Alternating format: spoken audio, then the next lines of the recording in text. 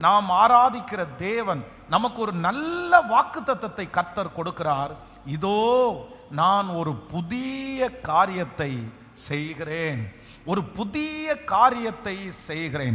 இத்தனை மாதங்களும் நீங்கள் பார்த்த காரியம் அல்ல, இத்தனை வருஷங்களும் நீங்கள் பார்த்த காரியம் அல்ல. இது ஆண்டவருடைய வார்த்தை, கண்டிப்பாக பொய் உரையாது. நீங்கள் ஒருவேளை ஒரு புதிய காரியத்திற்காக சிலர் எதிர்பார்க்கலாம், சிலர் அப்படி ஒரு புதிய காரியத்திற்காக நீங்கள் எதிர்பார்க்காமல் கூட வந்திருக்கலாம்.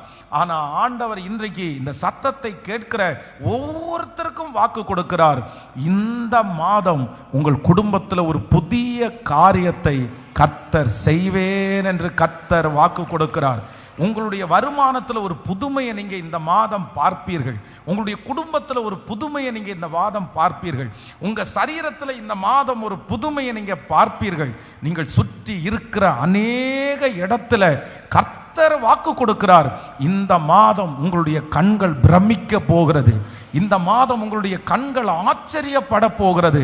உங்களுடைய கற்பனையிலே இல்லாத ஒரு புதிய காரியத்தை கர்த்தர் உங்களுக்கு செய்வேன் என்று கர்த்தர் வாக்கு கொடுக்கிறார்.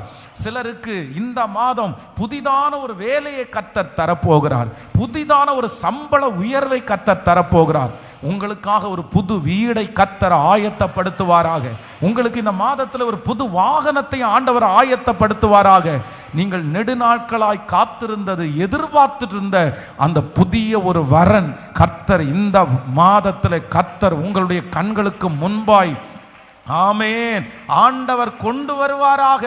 இந்த மாதம் ஆண்டவருடைய பிள்ளைகளுக்கு கர்த்தர் ஒரு புதிதான காரியத்தை செய்கிற ஒரு மாதமாய் மாற போகிறது.